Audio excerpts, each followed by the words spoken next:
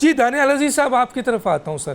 دونوں چیزوں پہ آپ ذرا سا مجھے بتا دیں سر. ایک تو یہ کہ یہ کیا آفات ہے یا آپ کو بھی مس مینجمنٹ پالیسیز اور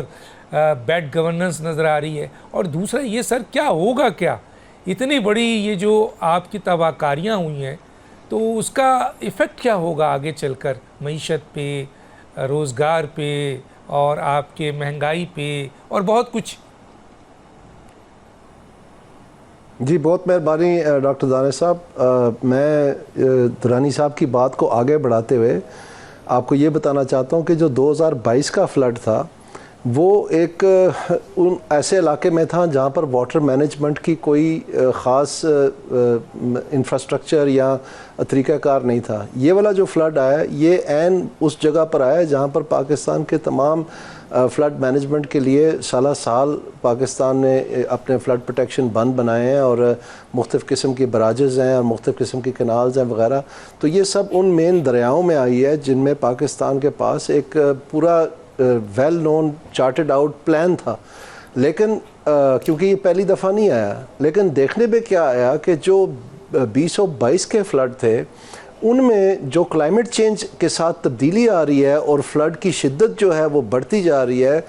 بارشوں کی شدت جو ہے وہ بڑھتی جا رہی ہے، اس کے لیے پوری دنیا نے مل کے پاکستان کی مدد کرنے کی کوشش کی. کیونکہ ایک مورلی انکمبنٹ تھا ان کے اوپر کہ پاکستان کی سب سے کم پولوشن ہے اور سب سے زیادہ سفر کر رہا ہے وہ فرنٹ لائن پہ ہے جو کلائمیٹ چینج آ رہی ہے. تو اس ناطے سے پاکستان کو جو ایجپٹ میں کانفرنس ہوئی، جو جنیوا میں کانفرنس ہوئی، اس میں پاکستان کے وزیر اعظم کو ایک کلیدی کردار ادا کیا کہ جناب یہ آپ لیڈ کریں، کیونکہ پاکستان ایک سب سے زیادہ افیکٹڈ ملک ہے.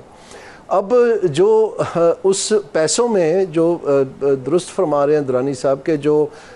تقریباً 11 ارب جو تقسیم ہونے تھے، جس میں سے 16 ارب میں سے کچھ جو ہے تیل کے لیے فیسلٹی چلے گئی کچھ اور مدوں میں، لیکن اس میں جو مد تھی بلینز آف ڈالرز کی وہ یہ تھی کہ پاکستان کی آنے والے سالوں کے لیے مزید تیاری کو پختہ کیا جائے.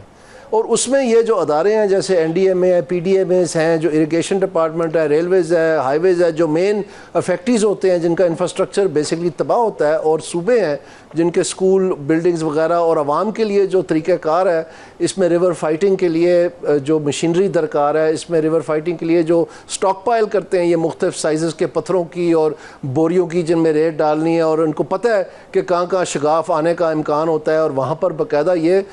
ایک تیاری کرتے ہیں. وہ سارے کے سارے فنڈز جو ہیں ادھورے کے ادھورے رہ گئے. یہ سارے فنڈز جو ہیں مکان بنانے کے لیے سندھ میں یا بلوچستان میں سڑکیں ٹھیک کرنے کے لیے نہیں تھے. اور میں سمجھتا ہوں جو سب سے بڑی زیادتی یہ پلاننگ کمیشن نے کی ہے، جو کہ ذمہ دار تھی ادارہ، جس نے اس وقت تو بڑے آگے ہو کے تو